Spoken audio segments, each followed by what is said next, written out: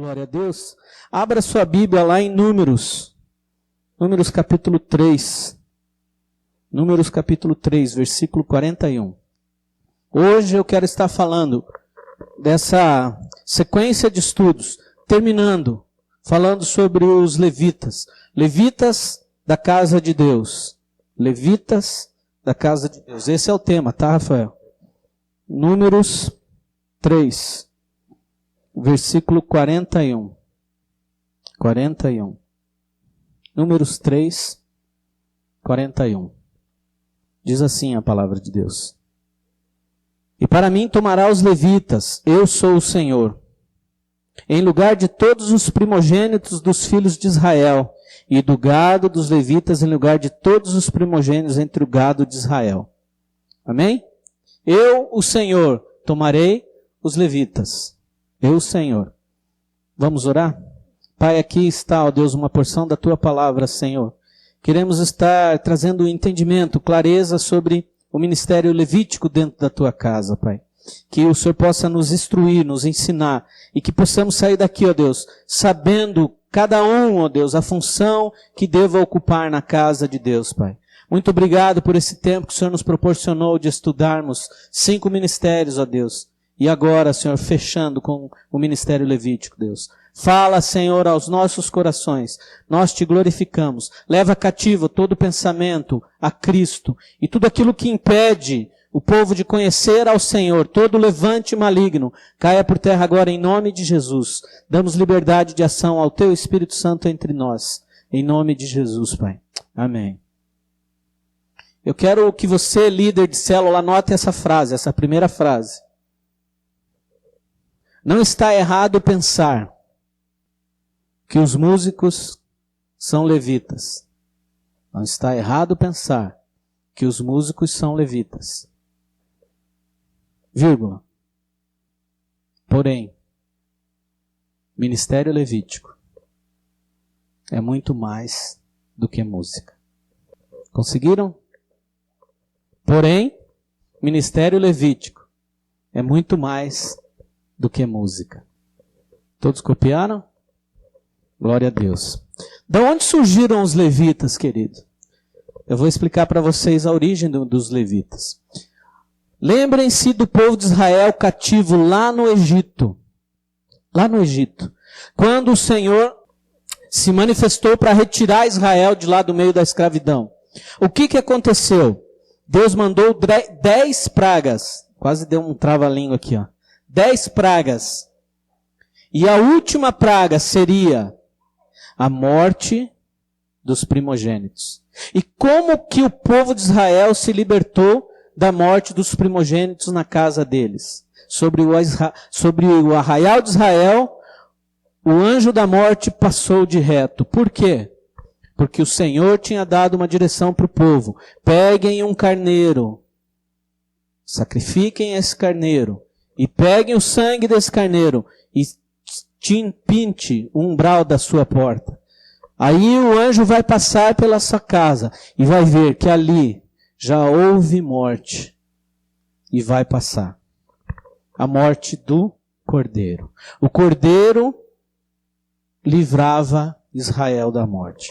Porém, quando o povo saiu do Egito, atravessou o Mar Vermelho e chegou do outro lado, o Senhor fez um acordo com o povo, dizendo o seguinte: todos os primogênitos, a partir de agora, são meus.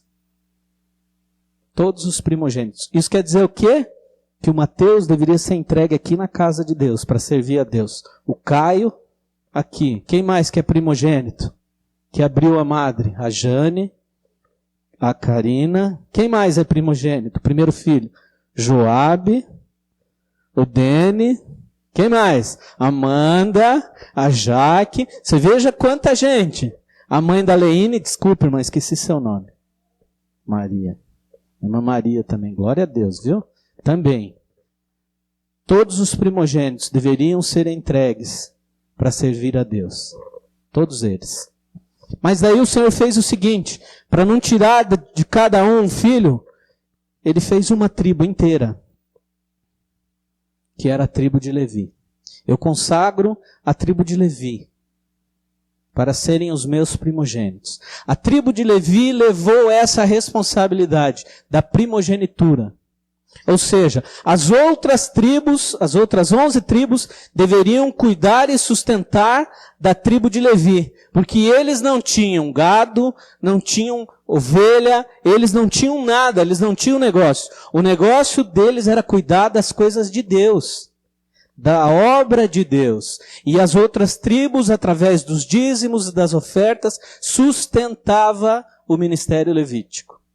É assim que funcionava. Mas, puxa vida, pastor, levita não é só esses meninos que estavam aqui tocando? Muita gente pensa que é. Hoje em dia, existe muita confusão em relação a isso. Acham que só os músicos são levitas. E está errado, gente. Está errado. O ministério levítico é muito mais profundo do que qualquer outra coisa. O ministério levítico tem muito mais atribuição dentro da casa de Deus do que qualquer outra coisa. Às vezes você é um levita e nem sabe que é. Pois hoje eu quero trazer luz a isso. Então veja, a tribo de Levi era sustentada por isso. Mas eles tinham a responsabilidade, a grande responsabilidade de cuidar do tabernáculo do Senhor. O tabernáculo do Senhor foi algo que Deus mesmo pediu para Moisés fazer. Existiam várias coisas. Moisés fez tudo à risca como Deus falou. Por que eu estou dizendo isso? Tem muita gente que ouve uma direção de Deus e quer meter o bedelho na direção de Deus e fazer do jeito dele. Cuidado com isso, querido.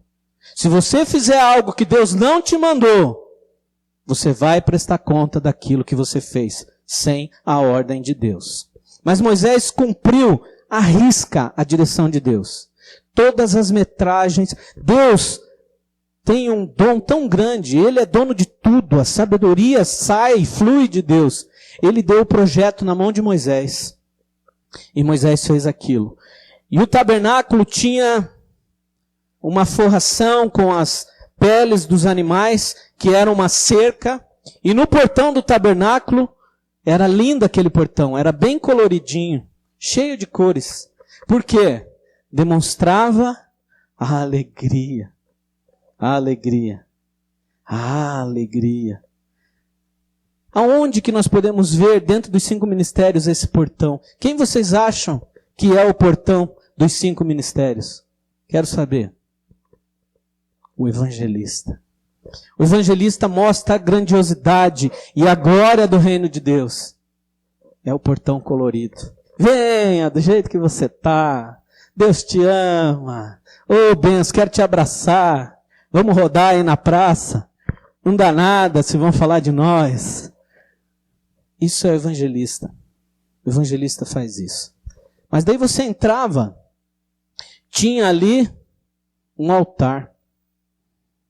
Um altar. Um altar do sacrifício. Quem cuidava disso tudo eram os levitas. Os levitas tinham que montar a tenda. Os levitas, quando o povo de Israel caminhava, eles tinham que desmontar. Tinha todo um processo para isso, gente.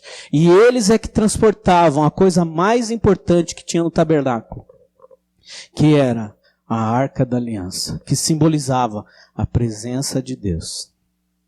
A Arca da Aliança simbolizava a presença de Deus. Simbolizava a presença de Deus. Esse era o cuidado do ministério levítico. Ou seja, quais são as atribuições, as funções do ministério levítico? A primeira delas, o serviço da casa de Deus. O serviço da casa de Deus. Quando você chega aqui na igreja, como que está a igreja? Limpa, organizada, com as cadeiras no lugar. Obrigado pelo cheiroso, irmão. Vamos profetizar mesmo. Deus abençoe. A casa está em ordem, não está? Quem cuidou disso? Um levita. Um levita. Organizou tudo. Se não tivéssemos um levita, como que nós chegaríamos na igreja? As cadeiras iam estar todas amontoadas lá num canto, cada um ia ter que se virar para pôr a sua cadeira. Então esse serviço da casa de Deus, quando você vai no banheiro, o papel está no lugar, o papel toalha está no toalheiro, é porque isso é o serviço do ministério levítico. Um dia nós estávamos conversando, eu e o Wellington, e ele falou, pastor, o único levita então que nós temos na igreja é o Rafael.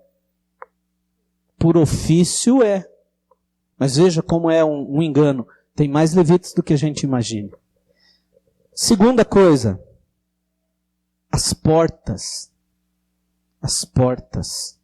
As portas são responsabilidade do ministério levítico. Viu, levita? Viu, levitas? O estacionamento também é responsabilidade do ministério levítico. Eu estou trazendo para os nossos dias, mas para aqueles dias era assim também. As portas eram responsabilidade dos levitas. Terceira coisa que era a responsabilidade do ministério levítico, a tesouraria. Viu, levita? Tesouraria. Por quê? Cuidar dos tesouros da casa de Deus é importante. Se você põe alguém que não tem caráter cuidando do dinheiro, o que vai acontecer com esse dinheiro? Misericórdia, né? Vai ser brecha para a pessoa. Você pensou como isso é muito importante?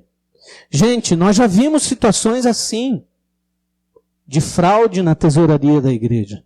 Isso é terrível, gente. Isso traz um peso horroroso para a vida da pessoa e para a vida da igreja.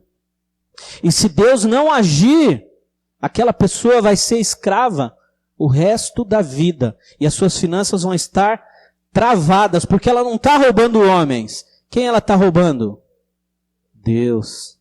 Então veja a importância do ministério de tesouraria dentro da casa de Deus. Extremamente importante. Outra coisa, o tesoureiro da igreja tem que ser uma pessoa de fé, não é? Por quê? Porque às vezes, gente, nós não temos recursos para fazer as coisas. Mas também não pode ser uma pessoa gananciosa, que vê todos os recursos ali e quer cobiçar. Então a tesouraria é extremamente importante, gente, dentro do ministério levítico. Dentro do ministério levítico. Vocês não sabiam, né? Então, a outra coisa, cuidado das ofertas. Está tudo ligado na tesouraria. Mas quando era o ministério levítico, eles traziam as ovelhas lá. Os bois, os pombos, eles tinham que conferir aquilo para ver se estava certo. Vocês não perceberam, mas foi levantada a oferta aqui. Quando eles levaram o gasofilácio lá para frente, os tesoureiros foram fazer o quê? Conferir. Isso é função de cuidar das ofertas. Amém? Quinta coisa do ministério levítico. Turnos de oração. Aí a pastora Jane diz, glória a Deus, levanta os levitas. Turnos de oração na casa de Deus. Oração. Oração. A oração é muito importante dentro da casa de Deus. Às vezes as coisas lá fora estão desabando, mas aqui dentro estão sólidas. Por quê? Porque existe oração sustentando. Porque existe oração. Porque existe presença de Deus. Sexta coisa, adoração. Adoração. Adoração. O que é adorar a Deus? Um de cada vez. Pode falar, Wellington. O que é adorar a Deus? Mas diga uma então, se tem várias, diga uma. Coração. O que é adorar a Deus, Marina? Viu? Agora eu vou pôr vocês no fogo. Sem chicletes, agora fala. Estilo de vida, glória a Deus.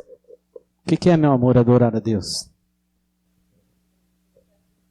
É pôr em destaque alguém. Adoração é isso. É pôr em destaque alguém. Às vezes você está fazendo com o teu carro o que você deveria fazer para Deus. Às vezes você está fazendo com a sua esposa o que você deveria fazer com Deus. Com o seu esposo, com seus filhos. Gente, é terrível isso. Quer ver um exemplo? Nasceu o nenê. Veio lá o bichinho. Bichinho, é verdade. Bichinho é a cabeça chata. Bichinho. Ó, gente. Nasce o nenê. Aonde é o lugar dele dormir? Quero perguntar isso para você. No berço. Por que normalmente a mãe, eu vou dizer isso agora para você, mulherada, quer que o nenê fique na cama, porque é muito ruim levantar de madrugada no frio para ir lá buscar no berço o nenê. Então ali já está fácil, já tira a mamadeira dele, já põe na boca dele e ripa, né? E aí eu quero perguntar para você, e o seu esposo, onde fica nessa história? Quando fica na cama? Quando fica na cama? Está errado. Está errado. Criança, quarto dela, berço dela. Quarto dela e berço dela. Eu me lembro, o Caio, quando dormiu a primeira vez a noite inteira, eu falei para a Jane assim, pelo amor de Deus, meu amor, acorda e vai ver o que aconteceu com esse menino. Mas é normal isso, eles têm que ir para lá, para o quarto deles. Não queira colocar o teu filho num altar de adoração. Isso vai te gerar problema, logo, logo. Estou alertando. Cabe ao profeta tocar a trombeta. Se o povo vai ouvir, ok. Deus disse, o Senhor não vai mais me cobrar. Então a adoração é isso. É destacar alguém. Mas quem que nós devemos pôr em destaque na nossa vida? Deus. O Senhor. O Senhor. O Senhor. Amém? Músicas e artes. A música é do ministério levítico, sim. Não é errado achar que os músicos são levitas. São, mas não é só isso o ministério levítico. A música para adorar a Deus, para levantar o altar de adoração, para levantar a oração. Quando a gente está adorando a Deus, nós estamos no mais alto nível de batalha. Ali as nossas batalhas são ganhas, porque você está pondo em destaque aquele que você ama. Então, quando você for adorar a Deus aqui na casa de Deus, faça isso com todo o teu coração, com toda a intensidade da sua vida, com todo o seu corpo também. Você quer ver um exemplo? O ministro de louvor fala, vamos dançar. Aí tem um irmão que não dança e fica assim, ó. E ainda questiona os que estão dançando. Mas quando vai assistir o jogo do time dele preferido, com o perdão da palavra, parece uma gazela saltitando. É? Não quebra não se preocupa.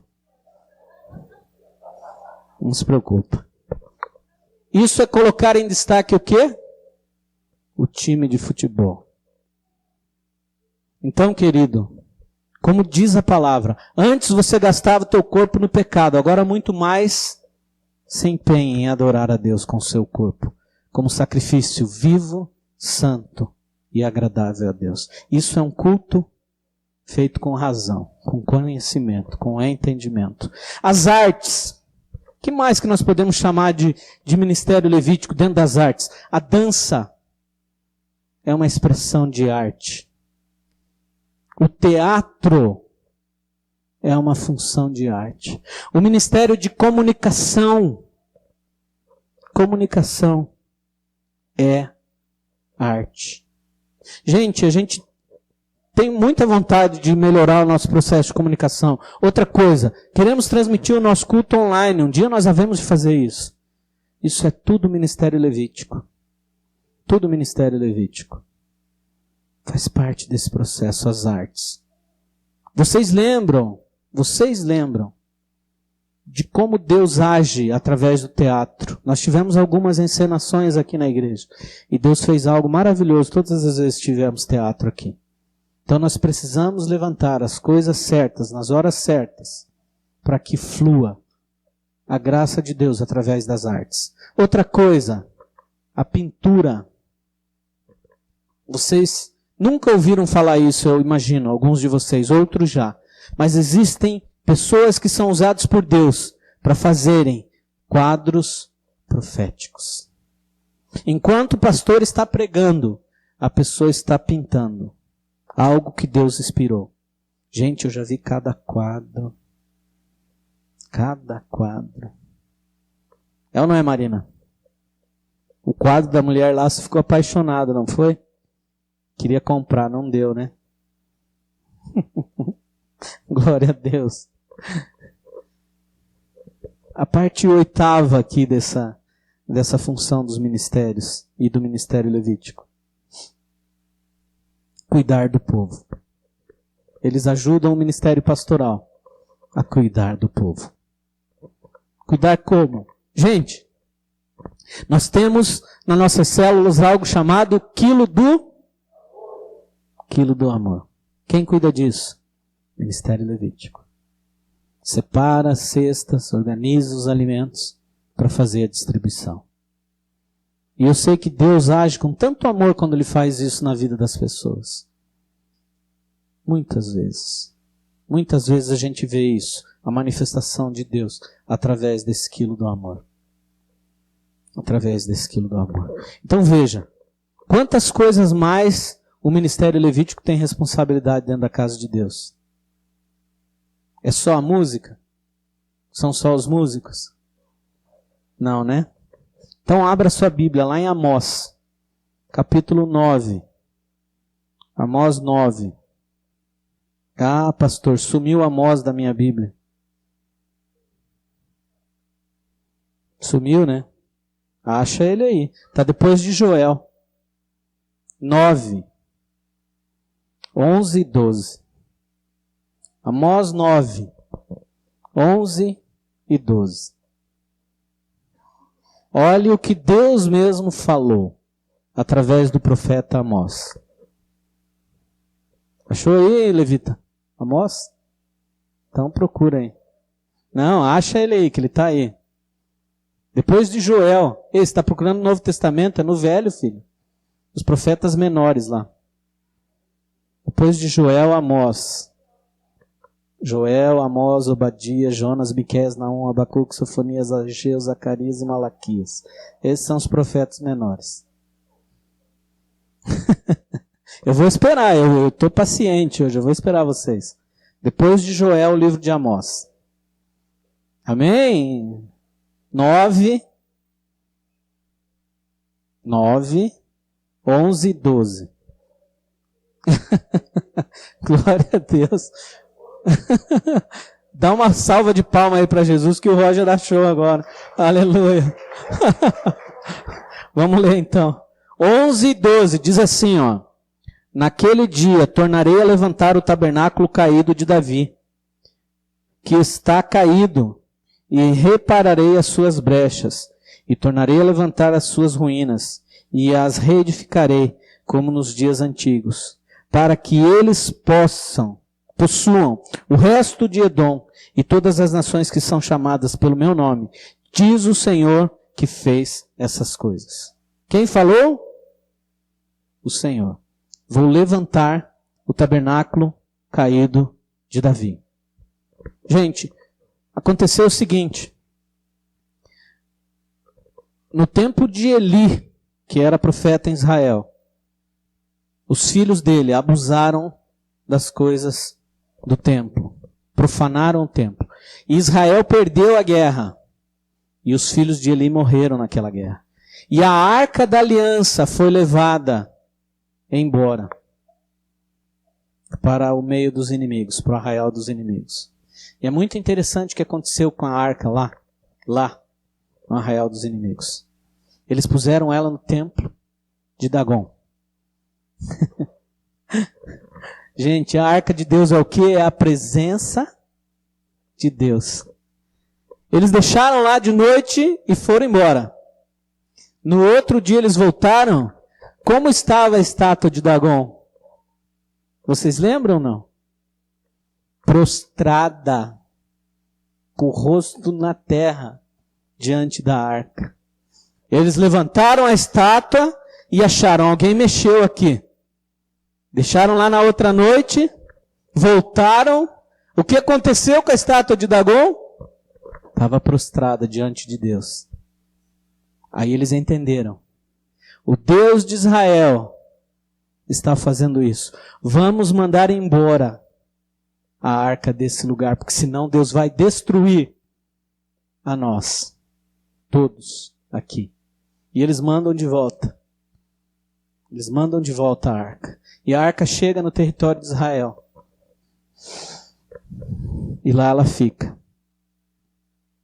Abinadab recebeu a arca. E lá ficou. Davi sabia da importância da arca. Por que eu estou falando essa história? Vocês vão entender esse tabernáculo. Eu quero terminar com esse tabernáculo. Davi entendia que a arca era importante estar no meio de Israel. Foi buscar. Chegou lá com carro de bois e pôs a arca em cima. E começou a transportar.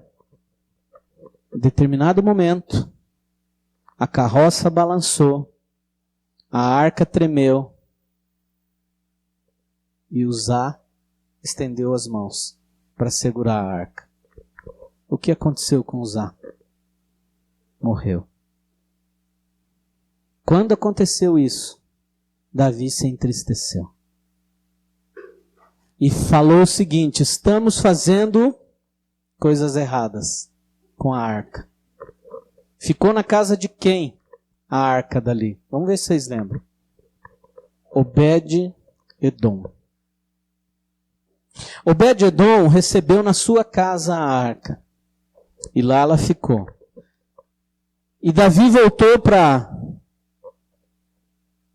a cidade de Davi e foi estudar como ele fazia para trazer a arca.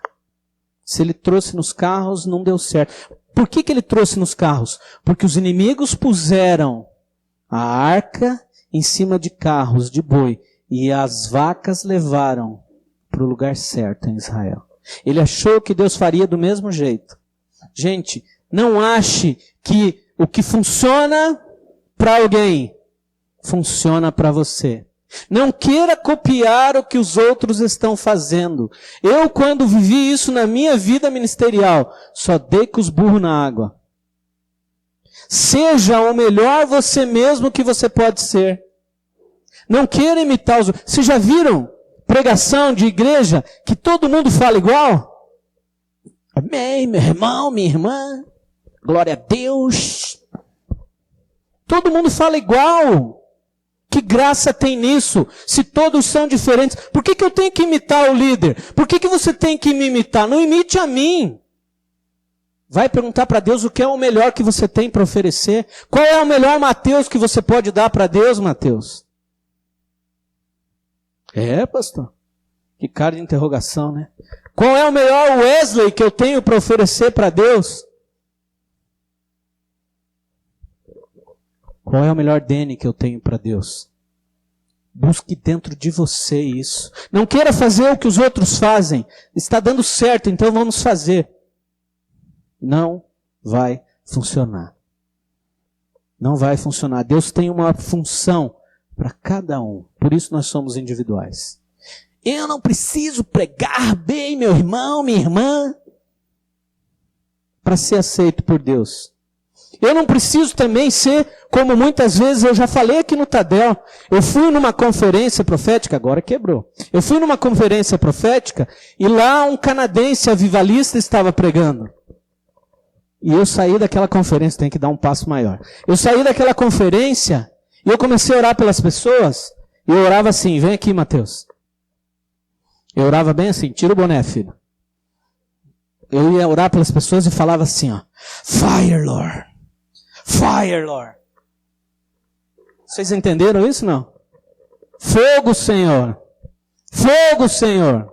Mas eu estava falando em inglês. Sabe o que eu queria? Parecer com o cara que orou por mim. Ó. O que aconteceu com a arca que estava dentro de mim? Caiu. As vacas derrubaram. Eu tive que descobrir o meu melhor. Samir que eu podia ser. Aí funcionou. Aí eu punha a mão na cabeça das pessoas e dizia, fogo, Senhor! As pessoas recebiam. Porque daí era eu.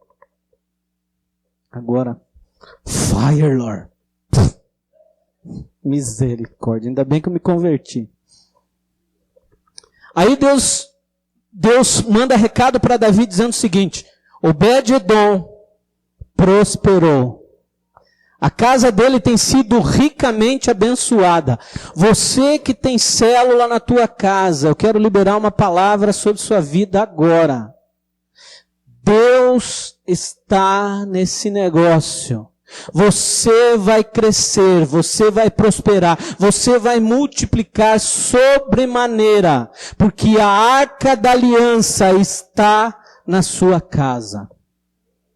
Posso ouvir um amém?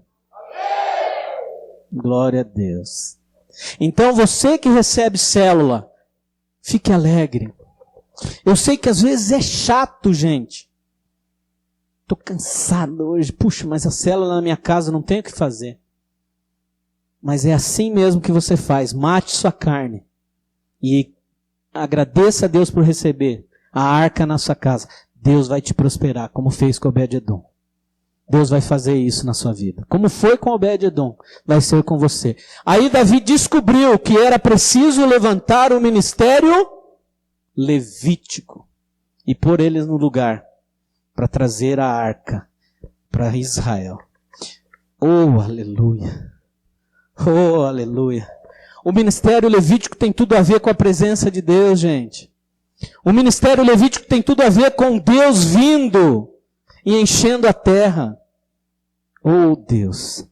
Esse é o atributo, a função do ministério levítico. Trazer a presença de Deus sobre a terra. Para que a terra seja cheia, como as águas cobrem o mar. Cheias da glória de Deus. E Davi faz isso. E vai lá com o ministério levítico, na casa de Obed-edom. E começa a trazer a arca. Começa a vir com a arca. E eles andavam tantos passos, paravam e matavam animais em sacrifício a Deus. E festejavam. Por quê? Porque a presença de Deus estava voltando para Israel. Davi sabia o que isso significava. Foi a primeira coisa que ele fez. E quando ele chega em Israel, quem está na janela vendo Davi? Mical. Como diz o pastor Cláudio, essa japonesinha devia ser muito ruim. Com esse nome, né? Mical. Mical. Estava na janela. Vocês dão risada, né? E ela olha Davi vindo e dançando diante da arca. O que Mical fez? Reprovou Davi no seu coração. Reprovou Davi no seu coração. Porque ela não entendeu a atribuição levítica de Davi naquele momento. Ele estava adorando a Deus, porque ele sabia o que estava acontecendo. Você precisa, levita, saber o que você faz na casa de Deus. Tenha essa responsabilidade. Sinta esse peso. Se você não sente, quero colocar sobre sua vida o peso de saber que você traz a responsabilidade em si de trazer a presença de Deus. Essa é a função do ministério levítico. Essa é a função prioritária, primordial e vital do ministério evangelístico levítico. Quando Davi entra com a arca, ele faz uma tenda para a arca. Por que Davi não fez de novo o tabernáculo de Moisés? Porque ele sabia que o mais importante do tabernáculo era a arca. Então ele fez uma tenda e já ia direto para o lugar principal. Davi estava além do seu tempo. Davi viveu um tempo messiânico. Davi entendeu a função de Jesus na terra. Ele era importante, ele rasgou o véu e abriu o caminho para o Santo dos Santos. E nós podemos chegar lá direto, sem precisar passar por nada, direto no Santo dos Santos. Direto. E lá ele estabeleceu vigílias de 24 horas, todo o tempo, gente cantando, gente adorando, gente servindo na presença de Deus. Isso é um sonho. Isso é um sonho. Termos uma torre 24 horas por dia funcionando. Isso é um sonho. Isso é um sonho, mas Deus pode restaurar. E por que Deus falou que restauraria o tabernáculo caído de Davi e não de Moisés. Por que vocês acham? Porque Deus também se alegrava de saber que eles podiam chegar direto até Ele. Desde o Éden, eles tinham isso e se perderam nesse caminho. Estar na presença de Deus, sem restrição, sem nenhum impedimento. Davi entendeu isso. E é isso que Deus quer restaurar. Bate aí no seu peito e diga assim: eu sou o tabernáculo caído de Davi, que Deus vai levantar. Nós somos o tabernáculo de Davi, que Deus vai levantar. Eu e você carregamos dentro de nós a presença de Deus, a presença do Deus Altíssimo, a presença poderosa de Deus. Eu quero encerrar fazendo um desafio. Antes de fazer esse desafio, eu quero orar por você. Põe aquela imagem lá para mim, Rafael. A Arca da Aliança nos ombros dos levitas. A presença de Deus sendo levada por homens. Gente, nós somos muito pequenos. Mas mesmo assim, Deus nos deu essa função de levar a sua presença. Aonde quer que nós estejamos. Onde quer que nós estejamos, a presença de Deus vai estar.